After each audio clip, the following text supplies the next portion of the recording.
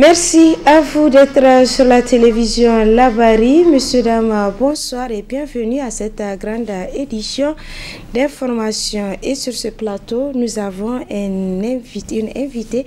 Il s'agit de Koulibaly Hawa. Elle est chargée des grands comptes à Canal Plus Niger. Bonsoir, madame. Bonsoir. Voilà, le temps de revenir à notre invité. Signalons que ce matin, l'ouverture à la salle de conférence Mahatma Gandhi de Niamey de la session extraordinaire de la conférence de l'Union africaine consacrée à l'industrialisation et à la diversification économique et la zone de libre-échange continentale africaine ZLECAf. C'est le président rwandais Paul Kagame qui a présidé la cérémonie en présence de plusieurs chefs d'État africains. Le compte rendu avec Ismaël Momoun Moussa et Sadou Domi.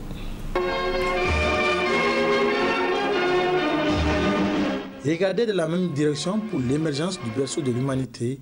Voilà ce qui a réuni à Niamey ces différentes nations du continent africain à cette session extraordinaire de la conférence de l'Union africaine consacrée à l'industrialisation et à la diversification économique et à la zone de libre-échange continentale africaine ZLECAf. Pour le président de la Commission de l'Union africaine, ces secteurs sont les moteurs du développement du continent. L'industrialisation, la diversification économique, la zone de libre-échange continentale sont déterminants assurément.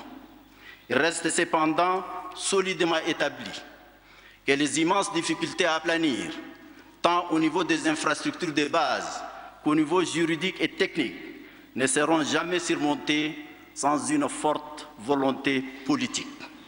Cette condition n'a qu'un seul nom, notre unité et la force de notre détermination transformatrice.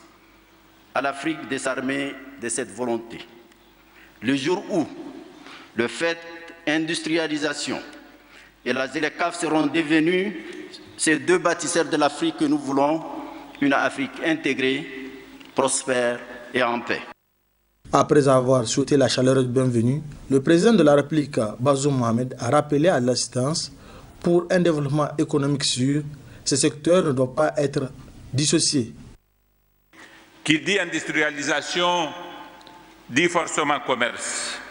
Leur dynamique étant couplée. C'est ainsi que l'industrialisation de l'Afrique passe par la mise en œuvre de l'accord sur la zone de libre-échange continentale africaine ZLECAf, qui, elle, repose sur l'industrialisation. Ce qui est bon pour l'une est bon pour l'autre, et réciproquement, ce qui est mauvais pour l'une est mauvais pour l'autre. La promotion des deux doit tenir compte de cette dépendance positive afin d'obtenir un développement économique assuré. Permettez-moi à ce stade de mon propos de rendre hommage au président Issoufou Mahamadou pour son engagement qui a largement contribué à faire de la ZLECAf une réalité. Nous attendons vivement la présentation de ce rapport qui ne manquera pas certainement d'alimenter nos débats. Pour atteindre nos nobles et ambitieux objectifs d'une Afrique prospère, dynamique, inclusive et durable, il nous faut bien définir et faire preuve de pédagogie. Il nous faut bien les définir et faire preuve de pédagogie afin de mobiliser les Africains autour d'un projet clair et partagé. Devant assurer la présidence de cette session, le président du Sénégal, président de la conférence des chefs d'État et de gouvernement de l'Union africaine empêchée, a néanmoins adressé sa ferme volonté pour le développement du continent africain à travers un message lu par sa ministre des Affaires étrangères. Et c'est le président du Rwanda, Paul Kagame, qui a présidé cette cérémonie devant plusieurs présidents africains. La responsable de l'agence de l'Union africaine a animé ce matin à l'hôtel Radisson Blu de Niamey une conférence de presse. Objectif, échanger avec la presse mais aussi informer l'opinion du programme de son agence pour lutter contre le chômage de la jeunesse africaine. Retrouvons Ismaël Moumoun Moussa et Sadou Doumi pour le compte rendu. Agenda 2063, projet de développement du continent africain. C'est ainsi que l'agence de développement de l'Union africaine, à travers un programme, fait de la lutte contre le chômage des jeunes son cheval de bataille. Ce projet ambitieux a été présenté à la presse à travers une conférence par la responsable du NEPAD. S'agissant de la manière dont il faut procéder pour l'atteinte de cet idéal, elle répond en ces termes. Chacun de nous est capable de contribuer à ce développement, sachant que c'est pour l'avenir de nos enfants. Il faut qu'on engage. Et cet engagement doit venir, bien sûr, de chaque État membre. Pour moi, c'est primordial, c'est très important. Mais aussi, ça doit venir des SMI, des petites et moyennes entreprises, et des individus comme vous. Et d'être engagé, c'est le plus important. Mais, comme vous avez dit, on ne peut pas dépendre sur les autres. S'ils veulent venir nous aider, bien sûr. Sinon, on va avoir notre propre engagement qui nous guide et qui nous va faire des choses. S'agissant du niveau d'avancement du programme, Nados Bekele répond. Il faut coordonner les efforts. Et puis aussi, il faut le mettre à une échelle qui pourrait nous amener à faire un impact. Et c'est ça qui est notre défi. Et c'est ça qu'il faut lutter. Vraiment, échelle est très important. Par exemple, on peut former 10% ici, quelques argents, $50 000 là-bas. C'est vraiment pour la visibilité des institutions. Mais si on met tous ensemble, coordonner les activités et vraiment focaliser tout ça sur les priorités de ce pays, ça pourrait nous amener à faire un impact. La responsable de NEPAD a invité la presse à faire sienne de ce projet pour le développement de la jeunesse africaine. Toujours dans le cadre du sommet de l'Union africaine sur l'industrialisation et la diversification économique, le ministère de l'Industrie et de l'Entrepreneuriat des Jeunes a organisé hier matin un panel. Le thème de ce panel est l'industrialisation et ZLECAf. Quelle opportunité pour l'Afrique? Suivez le compte rendu. C'est dans le cadre de la semaine de l'industrialisation que le ministère de l'Industrie et de l'Entrepreneuriat des Jeunes a organisé le présent panel sur l'industrialisation et ZLECAf, quelle opportunité pour l'Afrique. Un thème d'actualité qui permet de travailler en synergie afin de développer l'industrie en Afrique. C'est vraiment un panel de très haut niveau, un panel de qualité. Et tout ce qui a été dit, je pense, est résumé dans notre affiche dont nous sommes très fiers ici. L'inclusion, le fait que nous devons travailler en synergie, le fait que nous devons nous soutenir les uns et les autres. C'est ce que nous avons essayé de matérialiser à travers cette affiche. Nous devons croire en nous. C'est là, je pense, la base de tout. Croyons en nous, débarrassons-nous de ce complexe qui est ancré dans nos esprits, selon lequel ce que nous consommons, pour qu'il soit bon pour nous, doit forcément être produit par les autres ailleurs. Nous sommes capables, nous avons les potentialités. Ça a été dit ici, les matières premières qui sont utilisées pour ces produits qui nous sont reversés, la plupart viennent de l'Afrique. Oui, il y aura des défis, et pas des moindres. Mais en autant que nous gardons en tête que nous serons plus forts en restant soudés, nous tirerons vraiment, je pense, un maximum de profit de cette opportunité que nous offre cet outil qui est la ZLECAf. Tour à tour, les représentants des autres pays de l'Afrique présents à cette session ont salué l'importance du thème. Cette session devait regarder la cohérence qu'il y a entre les politiques commerciales et les politiques d'industrialisation, en facilitant un échange d'expériences nationales et d'expériences régionales. Et cela a été réussi. Et on sent qu'il y a des progrès qui sont effectués et qui sont significatifs, sur lesquels nous ne communiquons pas assez. Mais il y a une chose fondamentale qui ressort, c'est la détermination à avancer ensemble, à échanger sur nos bonnes pratiques et à faire en sorte qu'à la fin, nous puissions avoir une industrie qui puisse apporter au monde ce qu'elle est vraiment capable d'apporter, parce que nous avons du potentiel. Et nous sommes là chaque jour à nous répéter nous-mêmes, nous n'avons pas d'énergie, nous manquons d'énergie.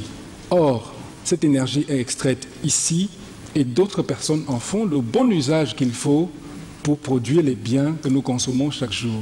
Il est temps, et l'Union africaine est favorable à ce processus-là, que nous parlions des choses qui nous concernent et que nous prenions nous-mêmes la bonne direction en termes de développement du potentiel de notre continent. Nous pensons qu'il est temps que nous accélérions ce processus de transformation productive par l'industrialisation qui est nécessaire pour qu'on puisse avancer tout à fait favorablement vers la mise en place d'un processus de croissance plus forte, croissance plus inclusive et une croissance durable. À noter que ce panel fait suite à plusieurs activités organisées dans le cadre du sommet de l'Union africaine sur l'industrialisation et la diversification économique.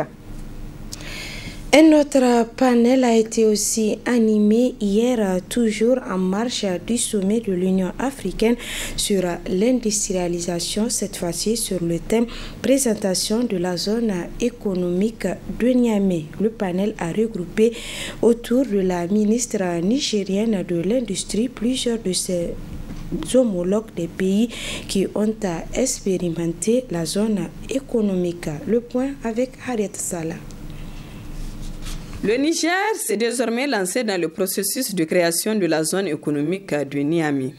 Ainsi, ce panel de haut niveau qui se tient en marge du sommet de l'Afrique sur l'industrialisation a porté sur la présentation du projet de la zone économique spéciale de Niamey.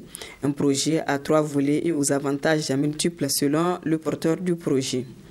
Alors, par rapport au volet économique, il s'agit en fait d'assurer et de pérenniser l'attractivité de la zone et d'offrir aux investisseurs les conditions favorables à leur installation et bien sûr à l'efficacité de leur activité. Positionner cette zone, l'analyse a été faite sur la base des corridors existants.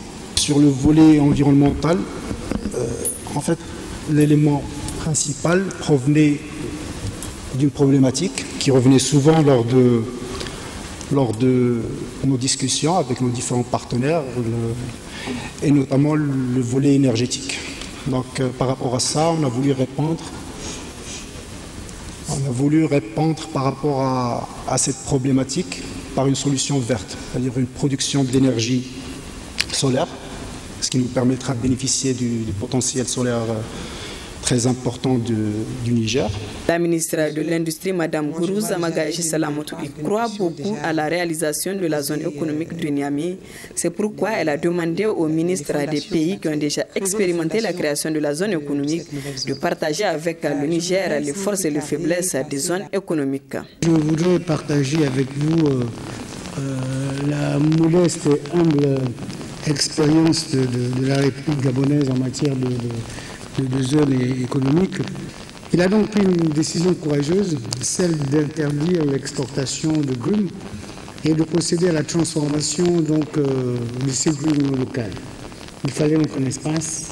C'est sur la base de cette vision qu'a été créée la zone économique spéciale d'Onkok, qui aujourd'hui est autour d'environ 1200 hectares, dont 500 hectares actuellement aménagés.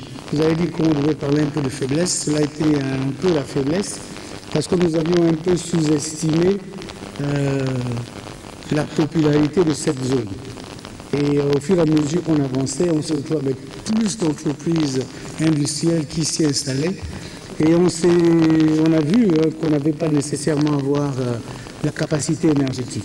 Parce que sans énergie, il est sûr que vous ne pouvez pas transformer suffisamment et de qualité. Qu'est-ce qui a fait le succès des zones comme celle portée par Tangemed ou d'autres que nous avons dans notre pays? La première des choses, c'est qu'on a essayé de réduire ou d'enlever dans ces zones, pour les investisseurs, tout ce qui perturbe l'investissement dans notre pays. Ça veut dire quoi? Et on va être franc et on va être sincère.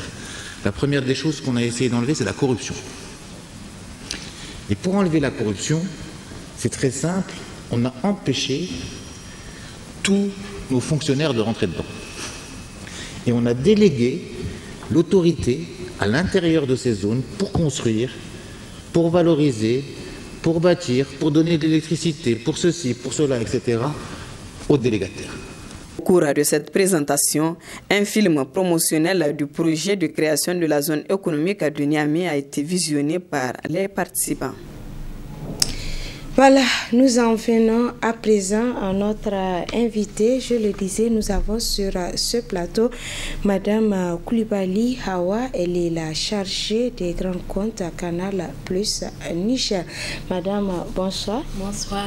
Voilà, à l'occasion des 30 ans de Canal Plus, est-ce que vous pouvez nous donner les bonnes nouvelles du moment chez Canal Plus? Bien sûr. Pour les 30 ans de Canal Plus, la fête continue. En cette fin d'année, avec beaucoup plus de cadeaux pour nos clients et futurs clients du Niger. En ce moment, jusqu'au 31 décembre, vous avez, avec votre outil, vous vous réabonnez à partir de Access, vous bénéficierez immédiatement de la formule de 44 000 pendant 2 semaines. C'est l'occasion de découvrir de nouveaux programmes, le meilleur du foot et une douzaine de chaînes pour le Niger à découvrir à partir du canal 278 disponible dès Saouti, notre bouquet de 3 000 francs avec plus de 200 chaînes. Voilà, et quand vous parlez des clients et des futurs clients, et aussi vous faites les choix en grand chez Canal+, est-ce que vous pouvez nous dire comment devenir client? Voilà, donc si vous n'êtes pas encore abonné chez Canal+, rapprochez-vous de votre agence la plus proche. Le kit est en promotion actuellement. Donc le kit complet plus un mois d'abonnement fera 13 500. Et pour ceux qui n'ont pas de parabole, vous pouvez prendre le... Pour ceux qui ont déjà une parabole, vous pouvez prendre le kit simple à 8 500 francs seulement. Voilà. Attention, le stock est limité. Voilà. Et pour finir, est-ce que vous avez un appel à lancer à l'endroit de vos clients? Oui, en fait, puisque le stock est limité et que la promotion court jusqu'au 31 décembre, le kit est seulement à 8 500 et 13 000. Faites vite, rapprochez-vous de l'agence la plus proche. Voilà, merci Madame Hawa et restez avec nous pour suivre la suite de cette édition. Merci. La planification sensible au genre était au centre des échanges d'une formation initiée par la coalition ASSO-EPT ce matin. Cette formation de 3 jours a vu la participation des cadres centraux et décentralisés des régions de Dosso, Maradi et Tillabéri. Nafissatou Yahya et Cheb Guisso pour le compte-rendu. Contribuer à renforcer les capacités des acteurs centraux et décentralisés des ministères en charge de l'éducation sur la planification sensible au genre, c'est l'objectif de cette formation initiée par la coalition ASSO-EPT. Soutenue par le plan international, cette formation rentre dans le cadre de la mise en œuvre du projet Priorité et l'égalité. La situation de discrimination et de privation des droits à l'égard des filles mérite une attention particulière de la part de tous les acteurs, principalement des responsables administratifs au plus haut niveau du système éducatif. C'est dans cette perspective, et conformément aux objectifs du projet Priorité à l'égalité, GCI, la coalition ASSO-EPT, en rapport avec son partenaire plan international, a inscrit dans son agenda la présente formation des acteurs centraux et décentralisés des ministères en charge de l'éducation, celle du ministère de la promotion de la femme et la protection de l'enfant, les représentants du ministère de la Culture, du Tourisme et de l'Artisanat et les acteurs déconcentrés de quelques zones d'intervention. Cette rencontre vise également des objectifs spécifiques. Renforcer les capacités des acteurs centraux et déconcentrés des ministères en charge de l'éducation, de la promotion de la femme, des représentants du ministère de la Culture et ces deux régions de concentrer pour une meilleure prise en compte des droits des filles dans leur planification.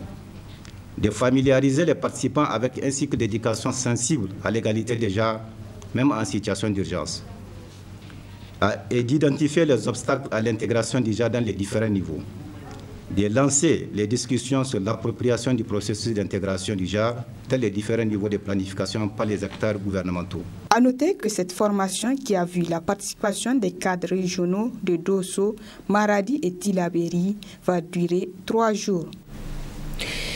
Ouverture cet après-midi à l'espace Franche Fanon de l'alternative espace citoyen du 8e Forum national des jeunes sur la migration et des droits humains. Le thème de cette édition est crise sécuritaire, criminalisation de la mobilité et chômage des jeunes, de la résilience à l'action collective. Le résumé avec Adam Ousmana et Aboubakar Souley. Ce forum national qui se veut annuel sous la houlette d'Alternative Espace Citoyen vise à se pencher sur les maux qui assaillent la jeunesse nigérienne. Une édition à la 8e du genre portant sur la migration et les droits humains, occasion pour le secrétaire général d'Alternative Espace Citoyen de faire un diagnostic de la situation que vit la jeunesse nigérienne de nos jours. Des centaines, voire peut-être des milliers, sont attirés par divers groupes qui essayent de les enrôler dans des actions dont on se demande quel va être le lendemain. C'est un problème sérieux.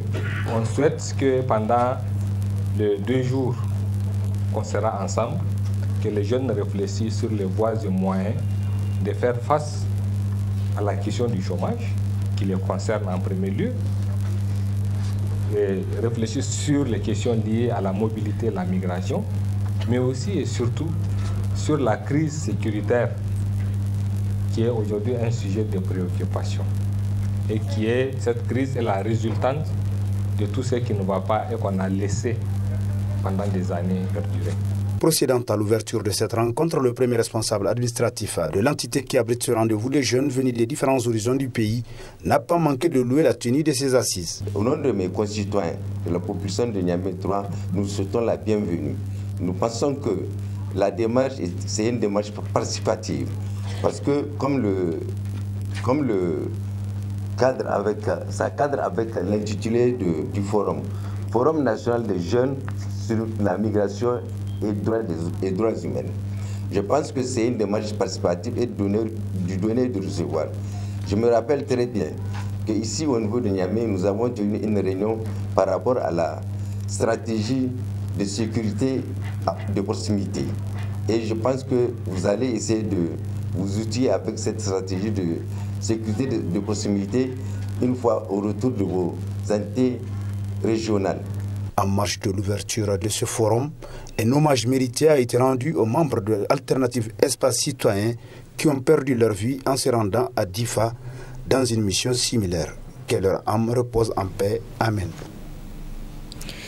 L'exercice 2022 des sessions budgétaires citoyennes régionales portées par l'association Alternative Espace Citoyen et le réseau des organisations pour la transparence et l'analyse budgétaire ROTAP s'est achevé hier 24 novembre 2022 par la ville de Dosso et celle de Tillabéri. Pour la session de Tillabéri, c'est la salle de l'école normale des instituteurs qui avait servi de cadre, n'est-ce pas, Boubacar Ibrahim et Aboubakar Souley.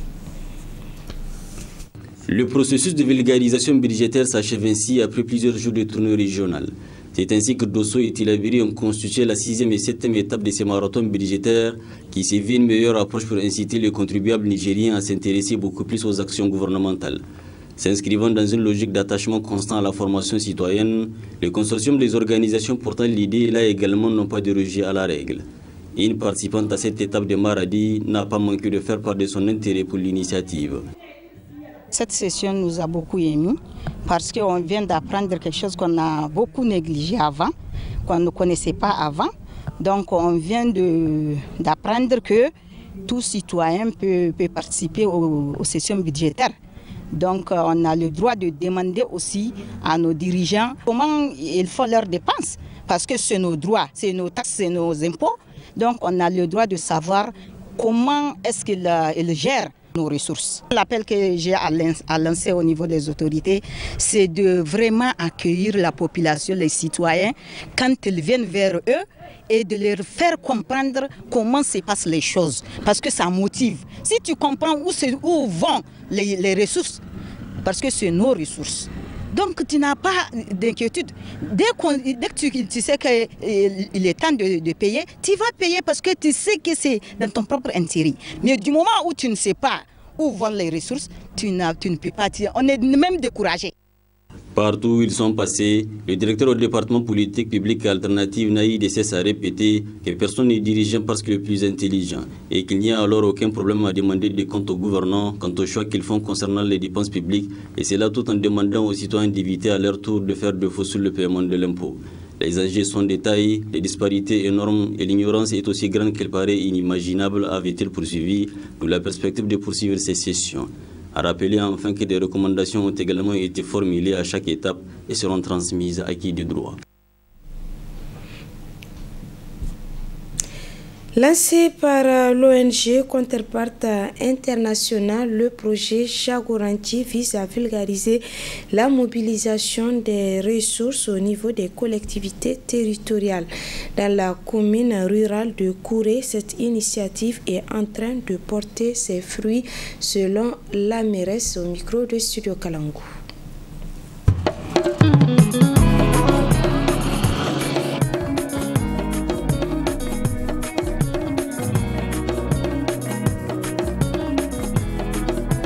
Donc ici, notre commune a bénéficié de ces activités à travers la formation des acteurs locaux, et le renforcement des capacités aussi des élus, la création des CVC et le cadre de concertation. L'objectif des Zagorenki, c'est d'améliorer la gouvernance locale. Donc la gouvernance au niveau des communes. Ça veut dire donc la manière de gérer les affaires de la commune.